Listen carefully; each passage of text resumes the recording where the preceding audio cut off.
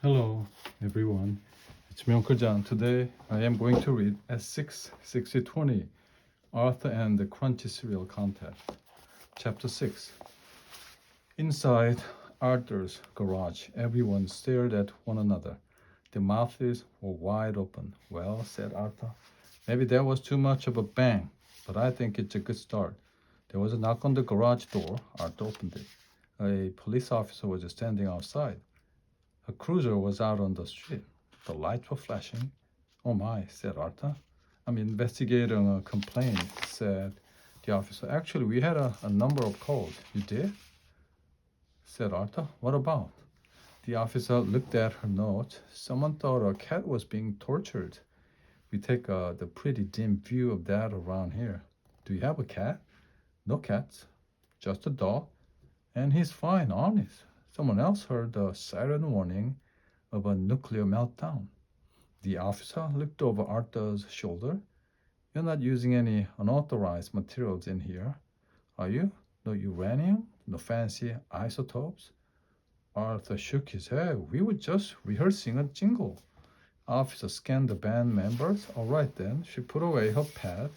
Everything seems to be in order, but just a word of advice. Yes, officer. Keep the volume down. Try not to let your jingle jangle, if you know what I mean. Arthur nodded. I do, officer. Thank you, officer. Goodbye. He shut the door behind her. That was closed, said Buster. Bink was looking out the window. She turned off the flashing lights. Too bad. Still, he might make the newspaper this week. Arthur turned back to the others. Everyone was packing up. Hey, wait. What are you doing? We'll get the tune right. Don't give up. We don't want to be arrested, said Sue Ellen. And I'm very busy. I'm not building jail time into my calendar, said Muffy. But the contest, the brain sidestepped Arthur with his cello. We're all going home for lunch, said Prunella. Francine looked at him. We'll come back later. I just hope you're inspired while we're gone. Very inspired, Muffy added. Grandma Thora got her coat. Don't get discouraged, dear. It's a bit hard on the ears so far, but I'm sure you can fix that. The rest of the band filed out. Arthur watched them leave. Only Buster was left.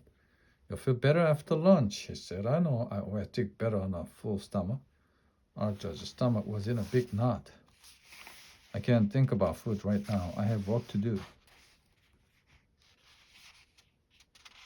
He moved toward the house. You should take a break, though, said Buster. Arthur spun around. Did Mozart take breaks? Buster didn't know. He couldn't even spell Mozart, much less comment on his schedule. Did the guy who wrote Ring Around the Rosie take breaks? I don't think so. They were dedicated, they were committed, and so am I. Chapter 7, the knot in Arthur's stomach didn't go away. It just sit there, tight and uncomfortable. Arthur tried to ignore it. He sat in his living room, hunched over the piano. He stared at the keys. The keys seemed to stare back. Arthur played one note. Ding. Arthur wanted to play another, but he hesitated. There were so many notes to choose from. It crunched, sang Arthur. He groaned. It's good, but it isn't enough. I'll never come up with anything more. His head fell forward on the keys, causing a jumble of chords to fill the air. It was dark with his eyes closed. He opened them slowly. He could barely see through the gloom. The fog parted up ahead, revealing a creaky bridge. It was strung with rope and wooden planks. The planks were painted white and black, like the keys of a piano. They swayed in the wind. That bridge doesn't look too secure, thought Arthur, but it was the only way over the mountain path. The W was standing on the other side. If you want to cross safely, she said, you have to play the right notes. Okay. But what are they? His sister laughed. You'll find out. She said, one way or the other.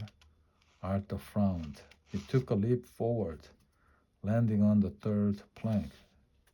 Dong. That's one small step for Arthur, said DW. Keep it up. Arthur jumped to a black plank. Ding. 2 for 2, said DW. Arthur felt better. Maybe this wouldn't be so hard. He walked on to the very next plank. Crack! Uh-oh, thought Arthur. As he fell through the bridge, he could hear D.W. humming. Why couldn't she have hummed that tune earlier? It was catchy. It had a good beat. He could have played it right across the bridge.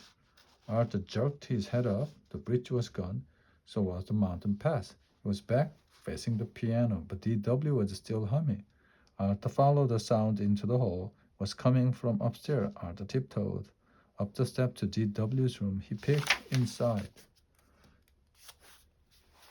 His sister was sitting on her bed, brushing Nadine's hair. Arthur could tell that even though he couldn't see Nadine, only D.W. could see her. As D.W. brushed, she started to sing. Oh, I have a hunch.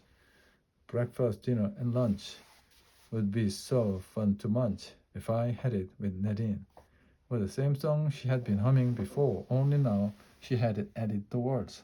Arthur's eyes bulged. It was all there right in front of him. All he had to do was change the Nadine part. Perfect, just perfect. He raced back downstairs. D.W. looked at the spot where Arthur had been standing. Was that Arthur? Asked Nadine. I think so. He's definitely lost his mind, said Nadine. Too much of that cereal. What's it called again? Crunch, said D.W. If you ask me, said Nadine, he's not crunched till he's out to lunch. They both laughed. Chapter 8.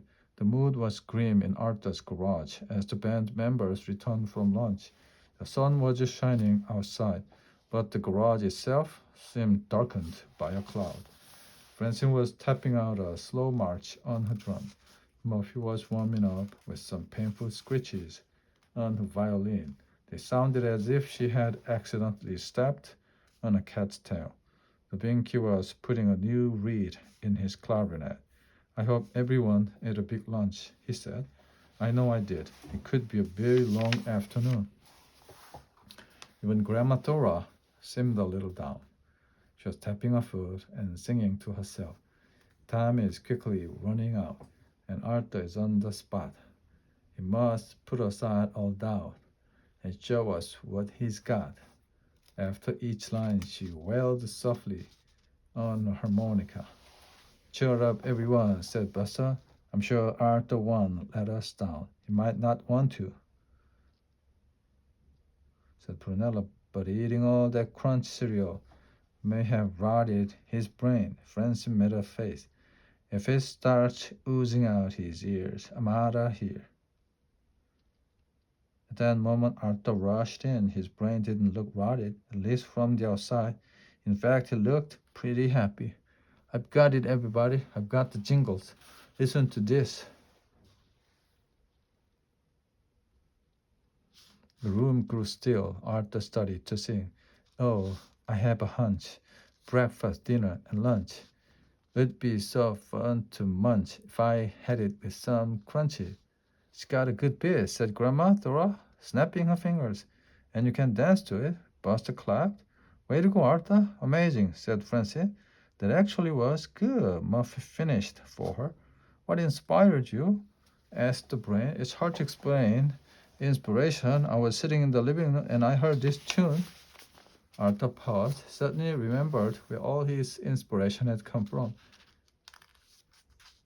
Lowered his eyes and fiddled with his glasses. I heard this tune in my head, and then the word just came to me, that's all.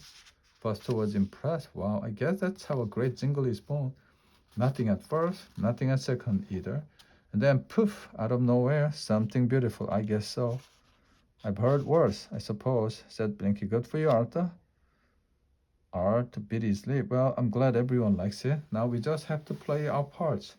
He handed out some sheet music. We can all play and sing this together. He grinned, and if you want to add a little something, go right ahead. They practiced for a few minutes. Everyone seemed pretty comfortable. Arthur set up his tape recorder. Ready? He asked. Everyone nodded. Arthur pushed the record button. He played the song through, but not too loudly. Arthur shut his eyes and sang out loud and strong. When he opened his eye, he noticed Pal jumping up and down in the yard. It was a good sign, he thought. Chapter 9. Once the tape was ready, Arthur couldn't wait to get it into the mail. He sent the band home with his promise to let everyone know as soon as he heard anything. "We're going to be rich," said Buster. Arthur shook his head. Buster, pride doesn't include any money." "Oh well, we'll be famous then. I can be flexible." He tooted twice on his tuba and headed for home. Arthur went into the house to get the package ready. He wrote a quick letter and put it in an envelope with the tape. Grandma Dora helped him figure out how many stamps he needed. Then he went back outside. "Where are you going, Arthur?" asked D.W. She and Nadine were playing in the snow. "I can't talk now, D.W. I'm in a hurry." Sister spotted the package under his arm. "Ooh, is that the jingle for the contest? I heard you playing something before." Arthur looked down at the package. "This? Oh, yes, I guess so. So what did you come up with? Let's hear it. You don't have to be polite, D.W. I know you and Nadine aren't interested." "Nadine doesn't like it when you put words in her mouth, Arthur. She likes to decide things for herself. Good for her. But really, you like the song, don't you?" "Oh, yes, very much." "Well, sing it to me." "Munch, crunch, snap, crackle, pop," something like that. Oops, look at the time. I don't want to miss the last mail pickup. Would have said more, but Arthur was no longer there to hear it. D.W. turned back to Nadine. Sometimes a brother was more than a little strange. She shrugged, hoping it wasn't contagious. As Arthur headed down the street, he slowed to a walk. He had avoided telling D.W. where the jingle had come from. Of course, she didn't even know she had helped him, so there was no reason to tell her. Not really. Great artists were always taking inspiration from the people and places around them. Arthur was on the stage in a concert sitting in the park. He was sitting in front of a piano. A cheering crowd could be heard in the background. He played the theme to the jingle and flashed the big grin. The crowd cheered. Many rows back, D.W. was pushing her way to the stage. Arthur, I know that song. Did you tell them the truth?" Arthur heard his sister's voice but couldn't see her. "D.W., where are you?" D.W. had almost reached the stage, but before she could climb the stairs, several people rushed forward to block her way. "Who was that?" asked the beefy head of security. "Oh, just one of my many friends," said Arthur. "Some of them can be very determined." Arthur sighed. He had arrived at the mailbox. All he had to do was drop in the envelope, just pull down the handle and drop it in. Nothing to it really, but somehow he couldn't. Not yet. He just stood there, the blinking in the sunlight. Chapter 10. On Sunday morning, 2 weeks later, D.W. and Arthur were watching TV in their pajama. Will the Bionic Bunny be able to defeat Captain Junk Food? We found out after these commercial messages. Captain Junk Food is pretty powerful. I think the Bionic Bunny has his hands full. Could be, and the show is making me hungry. He headed for the kitchen, but stopped suddenly as a song came from the TV. "Oh, I have a hunch. Breakfast, dinner, and lunch are at the turn to see a crunch nugget in a tuxedo singing into a microphone. Would be so fun to munch if I had it with some crunch." D.W. yawned. "This commercial isn't as good as the old one." "Hey, wait a minute." Arthur raced to the TV and stood in front of it. "D.W., I can explain everything." Her sister folded her arms. "You better," she said. "Calm down in there," said the father, poking his head out from the kitchen. "Breakfast is ready. It's my special oatmeal. Fiber is its middle name." D.W. shut off the TV and headed for the kitchen. Arthur followed. You see, I was going to tell you. At first I wasn't, but I never mailed that entry. I did it over, but I still didn't tell you. I was convinced I'd lose. You'd lose." D.W. rolled her eyes. "Arthur, you're making even less sense than usual. What's going on?" "You love this stuff," said Mr. Reed. "One bowl, and you won't be hungry till dinner." He tapped the oatmeal with a spoon. "In fact, you may not even be able to move till dinner." The contest, Arthur went on. "I didn't tell you because—" "Tell me what?" He was interrupted by the doorbell. "Who could that be?" said Mr. Reed. He went to the front door and opened it. A delivery man stood outside. He was wearing a hat shaped like a bowl of cereal. Is this the Reed residence? Yes, Mr. Reed said cautiously. The man cleared his throat. On behalf of the Crunchy Cereal Company, I am happy to present you with a year's supply of crunchy cereal. He motioned to his partner, who dropped a huge crate of boxes onto the Reed's driveway. We also have a certificate proclaiming the winner of the Crunchy Cereal Jingle Contest. Mr. Reed looked overwhelmed. And that is? Ms. D.W. Reed. Me? said D.W. Arthur sighed. That's what I was trying to tell you. A little later, the whole family was gathered outside. I wanted to tell you that I sent your song in, but I didn't want you to get your hopes up, so you aren't mad, are you? D.W. just laughed. You sent that crummy thing in, and it won? She beamed. Of course I have much better songs than that. Oh, really? Said Arthur. Such as? D.W. smiled. Well, there is the one I wrote this morning. Everyone thinks that my brother stinks like a piece of yellow cheese, but me, I say that he is okay as long as there's a breeze. D.W., his sister started to run. Arthur chased after her. Come back here. I'll show you who stinks, but don't step on the cereal. Mom, Dad, the parents sighed. Who's going to eat all this cereal? Mr. Reed pointed to Arthur and D.W., who are now pelting each other with snowballs. They will, don't you see? They're working on their appetite. Oh, in that case, let's leave them to it. Then they both went back inside, closing the door firmly behind them. At the end.